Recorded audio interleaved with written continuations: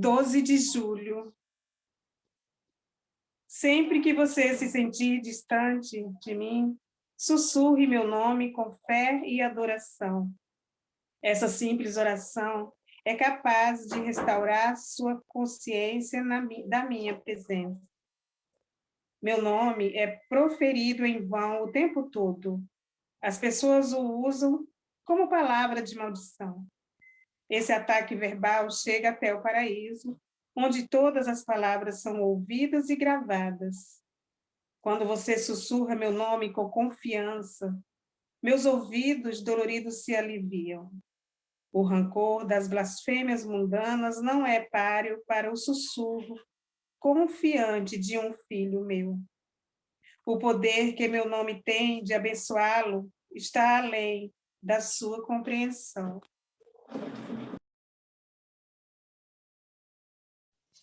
Bom, vamos fechar nossos olhos e elevar o nosso pensamento ao Pai, agradecendo sempre, em primeiro lugar, por estarmos aqui mais uma vez reunidos para o nosso Evangelho, reunidos em mais uma semana que está se iniciando, que possamos estar otimistas no trabalho do bem, que possamos estar otimistas no dia a dia, sempre procurando fazer o melhor em nossas vidas, o melhor nas vidas dos outros, que possamos sempre estar voltados para o amor, para a caridade, com os pensamentos sempre elevados, sempre pensando no Pai e no nosso amado Mestre Jesus.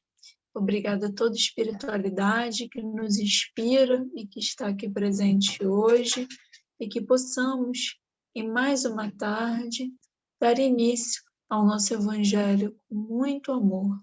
Assim seja. Assim seja. Quem gostaria de abrir o Evangelho hoje para poder ler? Nani levantou o dedinho. Para matar a saudade. Então vamos lá, vamos ver qual a lição de hoje, que o alto nos inspire e que possamos, da melhor forma possível, ampliar os nossos conhecimentos. E o capítulo é o capítulo 18, muitos chamados, poucos escolhidos. E o item é o item 13, dar-se-á aquele que tem. Capítulo 18, item 13.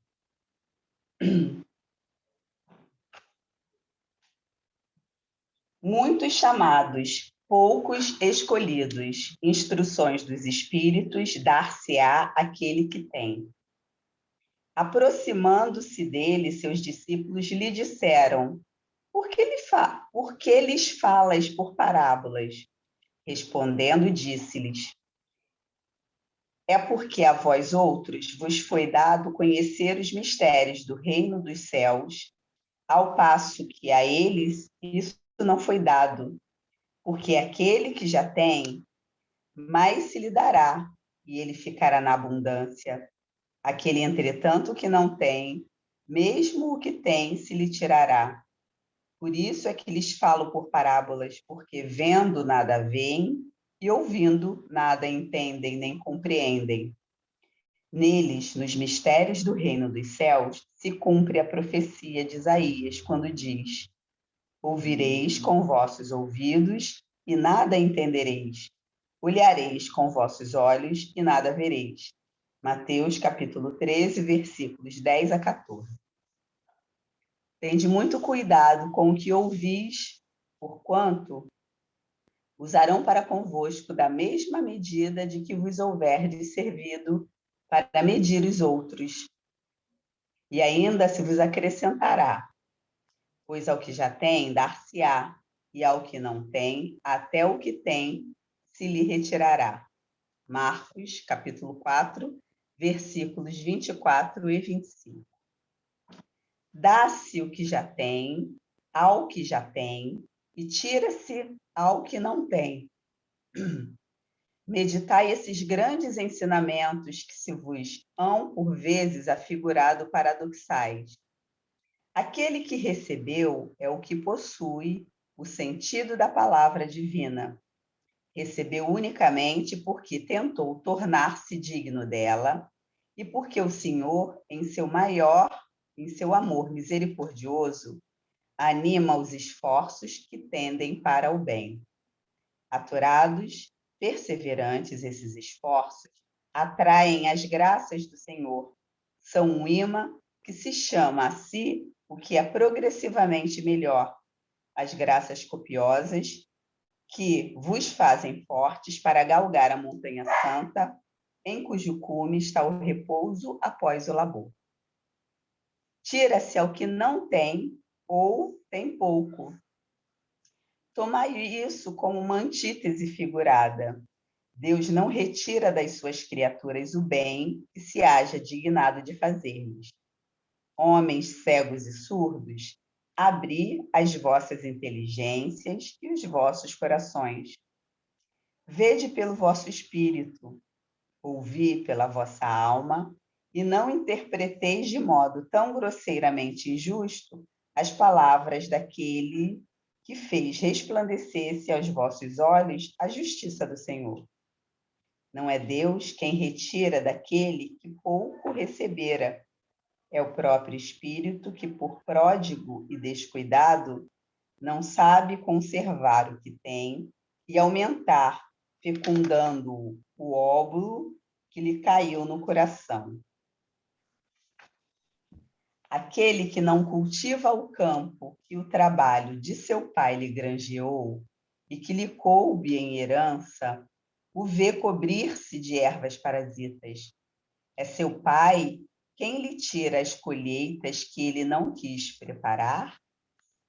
Se a falta de cuidado deixou fenecer-sem as sementes destinadas a produzir nesse campo, é seu pai que lhe cabe acusar por nada produzirem elas? Não e não. Em vez de acusar aquele que tudo lhe prepara, Deus, de criticar as suas doações, queixe-se do verdadeiro autor de suas misérias, si mesmo, e arrependido e operoso, meta corajoso, mãos à obra, arroteie o solo ingrato com o esforço de sua vontade, lavre-o fundo com o auxílio do arrependimento e da esperança. Lance nele, confiante, a semente de que haja separado por boa dentre as más. Regue-o com o seu amor e a sua caridade. E Deus, o Deus de amor e de caridade, dará àquele que já recebera. Verá ele, então, coroados de êxito os seus esforços, e um grão produzir 100 e outro 1000. Ânimo, trabalhadores! Tomai dos vossos arados e das vossas charruas, lavrai os vossos corações, arrancai deles a cisânia, semeai a boa semente que o Senhor vos confia, e o orvalho do amor lhe fará produzir frutos de caridade. Um espírito amigo, Bordeaux, 1862. Então, dar mais àquele que tem e tirar ao que não tem ou que tem pouco. Nós, volta e meia, nós falamos dessas expressões que a gente vê no Evangelho, que parecem tão rudes, as palavras que fazem com que, às vezes, a gente tenha dúvida em certos trechos que lemos. E nós já chegamos à conclusão de que não devemos interpretar ao pé da letra, ou, pelo menos, ter um pouco mais de flexibilidade quando a gente ouve alguma coisa, quando a gente lê, porque parece assim tão agressivo, né? Só que precisamos lembrar da época em que esses escritos apareceram, que os homens ainda eram muito bárbaros, que eles precisavam daquelas palavras para que eles sentissem realmente tocados, para que eles se surpreendessem com as palavras. Porque eu acho que, geralmente, quando a gente ouve falar de Deus, ouvir falar de Cristo, dos ensinamentos, a gente tem a noção de que as coisas vêm assim de um modo mais, de uma maneira mais sensível, e a gente não espera uma coisa mais grosseira. Só que a gente tem que lembrar que aqueles espíritos lá atrás, aqueles homens encarnados na Terra, quando Cristo esteve aqui, antes dele, eles eram muito endurecidos, né? Eles eram realmente bárbaros. E eles não entenderiam o que lhes foi dito através de parábolas, porque essas parábolas, essas histórias, elas ficariam para sempre. E aí seria difícil você dizer para um povo primitivo, ignorante, cruel, bárbaro, falar do amor, falar que precisa se perdoar, falar que a gente tem que ter misericórdia, que a gente não pode pagar o mal com o mal, tem que pagar com o bem. Então, eu acho que a parábola, quando ela vem para que todas as pessoas as entendam. Aqueles daquela época que já tinham algum conhecimento e os dessa época também, que ainda detêm algum conhecimento, que já detêm algum conhecimento. E quando ele diz que aquele que mais tiver, mais será dado, se a gente raciocinar um pouquinho mais, se a gente parar, prestar atenção no que está escrito nas entrelinhas, né, no meio do caminho, na sequência do texto, fácil da gente compreender. Aquela pessoa que tem a vontade de se instruir, aquela pessoa que já despertou para a vida espiritual, para os ensinamentos do Cristo, ou não só falando da vida espiritual, como ele deu aqui o exemplo do homem que é lavrador. Se ele tem alguma coisa, se ele tem alguma terra, vamos colocar esse exemplo que ele nos deu, ele precisa cuidar. Se ele quer cultivar determinados alimentos, há que se arar a terra, há que se preparar o solo, comprar boas sementes, tem que ter todo um preparo. Ele não pode simplesmente chegar numa terra qualquer, jogar uma semente, de vez em quando ele passa, dá uma aguada lá e deixa por conta de Deus. Eu acho que é isso que ele quer despertar na gente. Porque ele nos dá todas as possibilidades de crescermos, só que nós temos que fazer o esforço. Ele dá a semente, a gente tem que tratar do terreno, sendo o solo ou sendo o nosso coração, nosso corpo, e aguar mesmo as sementes, aguar a plantação, ou aguar, regar com boas obras, com esforço no bem, com a vontade de crescer, com, às vezes, até contrariando o que a gente sente, perdoando aquele que a gente ainda não consegue lidar. A gente fala, meu Deus, mas eu tenho que perdoar fulano. Sim, eu preciso. E aí a gente começa a ver outros modos de fazer aquilo. Eu não consigo perdoar, o que eu faço? Pelo menos não deseja o mal. Faz uma oração. Olha que o perdão não é para ele, é para você. Então, ele nos dá vários recursos para que a gente, dia a dia, vá crescendo. E quanto mais a gente tem, mais a gente vai adquirindo. E quando ele diz o contrário daquele que não tem, o pouco lhe será tirado, porque aquele não tem a vontade de crescer, aquele não tem a vontade de ter um terreno com variadas plantações. Então, ele vai olhar, nossa, esse terreno é muito grande, vai me dar muito trabalho, então eu vou plantar só uma coisa. E ele fica ali naquela hortinha pequenininha dele para ter o menor trabalho possível. Ou ele não se empenha, não, eu vou lá, eu vou no centro e, nossa, mas aquela pessoa, ai, meu Deus, eu não gosto muito de fulano, não, hoje eu não vou, não. Esse tema dessa palestra, isso não é para mim, não. Então, a gente vai perdendo as oportunidades de se enriquecer, de se engrandecer, porque nós não estamos fazendo o que nos cabe. A gente está esperando que alguém faça pela gente. Mas Deus é tão bom, eu creio nele. Eu tenho certeza que ele vai me dar tudo que eu preciso. E eu fico linda e bela em casa de perninha cruzada, assistindo sessão da tarde.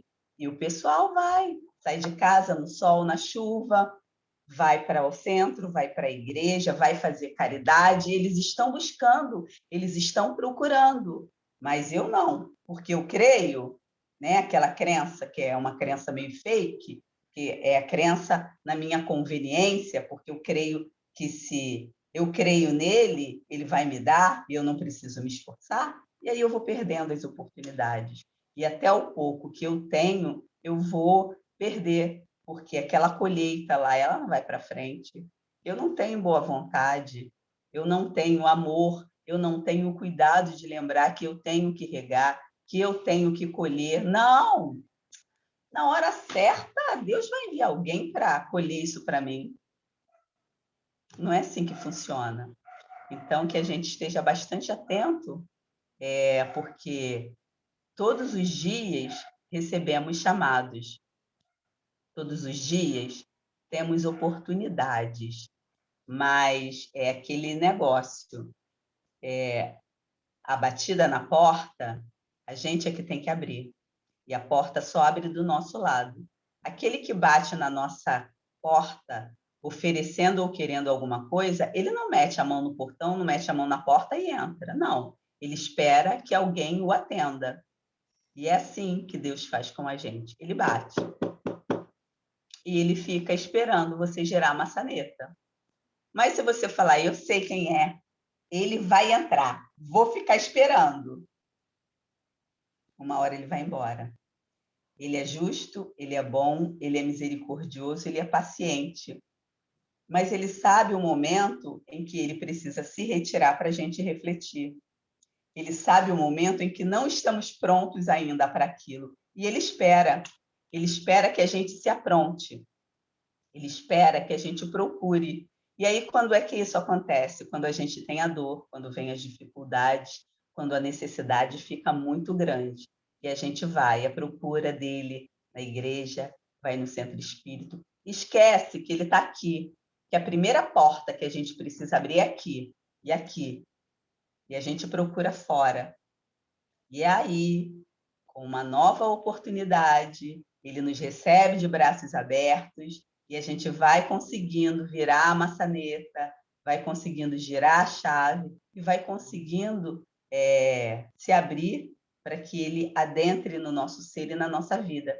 E para que a gente entre também nas palavras dele, nos ensinamentos dele. Lembrando sempre que é uma via de mão dupla, né? Ele vem e dá o que a gente precisa. E a gente vai buscar no meio do caminho. Ele não trilha o caminho todo até a gente, porque ele quer que a gente esteja fortalecido. Ele não quer um filho preguiçoso, ele quer um filho ativo. Ele quer aquele filho que tenha vontade, que tenha determinação, que persevere. Nossa, mas é difícil, né? Caramba, o centro que eu escolhi é tão difícil, o caminho. Nossa, tem uma ladeira enorme, o sol está quente, eu preciso. Vai. Quando você tem que ir para a festa, você não vai com sol, com chuva, com frio? Você não vai. Por que que a gente não pode buscar Deus? Então, que a gente vá, que a gente não esqueça de que precisamos sempre trabalhar em conjunto, estar junto com Ele, estar ligado a Ele. Mais uma vez eu digo, o chamado ele é feito todo dia. E todos os dias a gente tem oportunidade de dizer sim ou não. E cada vez que a gente diz não, ele dá outra oportunidade. Até que uma vez ele nos surpreende, ele não pergunta, ele exige. Agora você não tem mais escolha. Pelo menos dessa vez você não tem escolha. E aí a gente se desespera. Que a gente não precise do desespero, que a gente não utilize esse recurso, porque é dolorido demais. Que a gente vá pelo amor, que a gente vá lembrando de quantas coisas ele nos dá de bom, dos ensinamentos maravilhosos que o Cristo nos deixou, de quanto a gente se sente fortalecido quando a gente faz uma coisa boa, quando a gente aprende, quando a gente ajuda alguém. Lembrando, sabendo que isso não é o mais importante, mas é muito bacana também lembrar que tudo que vai, volta. Tudo que a gente faz de positivo volta. de negativo volta também. É isso. Show. Quem mais gostaria de falar? Lívia? É porque o ser humano ainda cai no erro, né? Um dos defeitos nossos, né? De que a gente acha que a gente tem o controle das coisas, né? De que a gente tem o controle de tudo. E a gente bate com a cabeça na parede quando a gente se dá conta de que não é bem assim. Deus não vai mudar a lei natural, né? Que já existia bem antes da gente existir, por causa de mim, por causa da Nani, por causa da Surdo. Ele não vai fazer cada lei do jeitinho de cada um. Então, a gente demora para entender isso, né? A gente ainda está entendendo isso, né? A gente pensa que a gente tem a situação sob o controle, e não é assim, né? A gente tem que trabalhar no bem, fazer coisas boas, né? Tentar ao máximo auxiliar o próximo. Se a gente não consegue auxiliar o próximo, também não vamos atrapalhar, né? Esse próximo, e tentar viver o mais plenamente possível. Mas a gente, mesmo assim, a gente tem um negócio na gente que eu sou muito assim, né?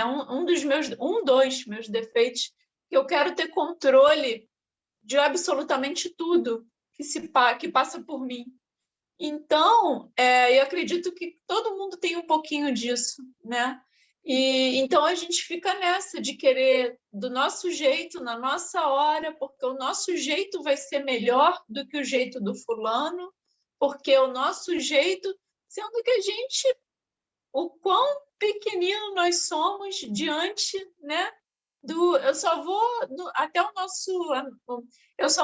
nosso planetinha Terra e a Via Láctea, né, que são os planetas e tal. Não vou muito além disso, porque senão a gente vai se sentir um vermezinho, né? De tão pequeno que a gente é. A gente é muito pequeno, muito, muito, muito.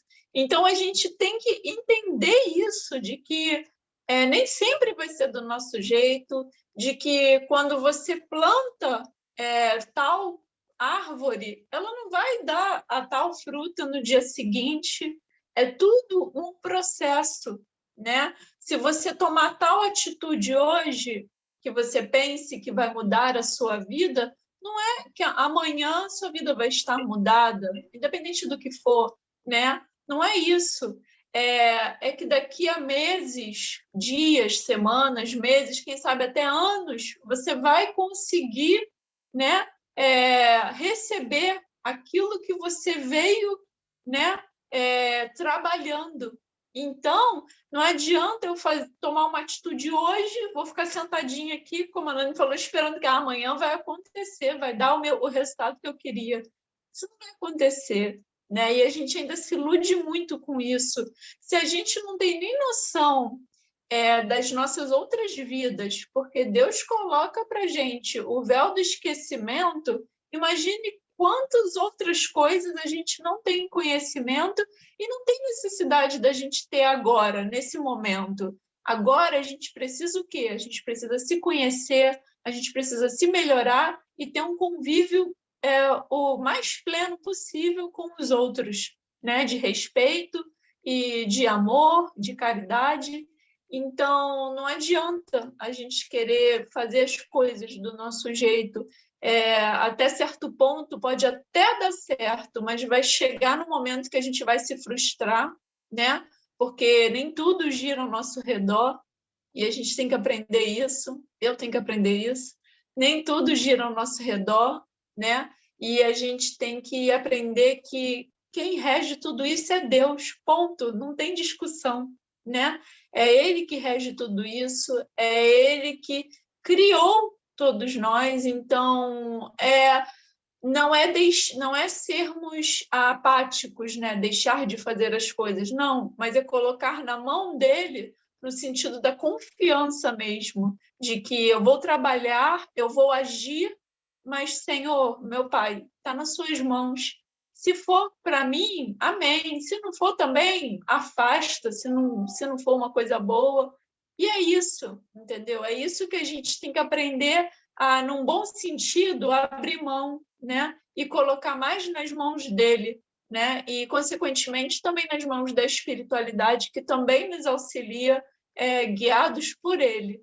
Então, eu acho que ainda tem muito para a gente aprender em relação a isso, mas é só lembrar das árvores, né? Da mangueira, a gente não vai plantar hoje, amanhã vai ter manga, né? Isso não vai acontecer, isso é lei da natureza, a gente sabe que tem todo um processo biológico, né? Que vai acontecer lá naquela semente. Então, a gente tem que ter isso para a nossa vida também, não só para esses exemplos, também tem que levar para a nossa vida, que vou começar a trabalhar hoje, vai levar, sei lá, 5 anos, 10 anos. Mas se eu não começar hoje, daqui a 5 anos eu não vou ter o que eu comecei hoje. Então eu prefiro começar hoje, daqui a 5, 10 anos eu tenho o que eu planejei. Então é sempre bom pensar mais ou menos assim. E tentar não ter o controle sobre todas as coisas. E isso eu digo para mim também. 1000 vezes para mim. Amiga, essa do controle aí, tá? É nóis. Alguém mais gostaria de falar alguma coisa do nosso estudo? Levanta o dedinho. Não? Então, vou chamar a Nani para cantar uma musiquinha pra gente. Você vem, Nani, cantar uma musiquinha pra gente. Ah, a Lívia quer falar. Esse negócio do controle, eu sou aquariana, então tudo é do meu jeitinho, porque o meu jeitinho é melhor, entendeu? Aí é nisso que eu perco. Sei bem. Vem, Nani. A Lívia falando isso de manter o controle e a Suzana reforçando, eu lembrei, eu conversava com uma amiga, aí ela falava exatamente isso, só que ela falava sobre filhos, né? Da dificuldade que a gente tem de perceber que tem algum momento que já não dá mais, né? Que a gente precisa ficar parado, só em oração, não dá mais para a gente atuar. E aí ela dizendo que a filha dela faz terapia e que a terapeuta ensinou o seguinte: cada um tem a sua caixinha. Tem coisas que é da minha caixa, tem coisas que é da sua. O que é da sua, eu não vou conseguir interferir, por mais que eu tente. E o que é da minha, você também não vai ter, a não ser que eu permita. Mas é muito bacana a gente começar a pensar nisso, porque tem momentos, para quem é mãe aí, e a Sueli deve saber disso, a Antônia, né? As meninas que já têm filhos aí, o quanto é difícil a gente, enquanto mãe, olhar o filho fazendo alguma coisa, o olho fica assim, o coração sai do peito e a gente não consegue, né? A hora de calar e a hora de falar. E a gente, como mãe, a gente acha que a gente sabe de tudo, a gente sabe o que é melhor para o nosso filho, mas esquece que quando a gente tinha a idade deles, a gente também quis experimentar coisas novas, quis andar por caminhos que os nossos pais não queriam que andássemos, e mesmo não sendo ruins, literalmente, era mais a preocupação. A gente ficava bravo, né, quando o pai falava assim, não pode fazer isso, não pode ir a tal lugar por isso, assim, assim. Ou como na minha vida, meu pai falava assim, não vai. Ele falava simplesmente, não vai. E é o que eu tento não fazer com a minha filha. Não vá por isso. Ele não me justificava. Ele, como pai, achava que ele tinha o direito só de dizer não vai. E aí a dificuldade da gente fazer diferente, porque do eu e mim, eu não quero que ela sinta do jeito que eu senti. Mas é muito difícil a gente abrir mão, a gente saber que assim tem uma hora que a gente literalmente perde o controle. Mas o aprendizado é maravilhoso, né? Graças a Deus a gente já tem o entendimento de que os nossos filhos são espíritos como nós, né? E apesar de ter uma parcelinha da gente ali, eles têm uma vida independente, já tinha antes e vão continuar tendo. Isso é muito importante para a gente. E aí a gente vai aprendendo a abrir a mão. É difícil para caramba, mas a gente dá conta. E eu sei que vocês que são meninas muito dedicadas, vocês estão se empenhando para conseguir. Tenho certeza que já evoluíram muito, né? Eu acho que a doutrina dá isso para a gente, né? Então, que a gente lembre sempre que O livre-arbítrio está aí. Cada um vai fazer o que acha que é certo. E aí, pelo bem ou pelo mal, a gente vai ter que arcar com as consequências, né? Mas que a gente está sempre orando e pedindo a Deus que nos fortaleça. Agradecendo mais uma vez pelo dia de hoje, pela oportunidade de estudo e de aprendizado.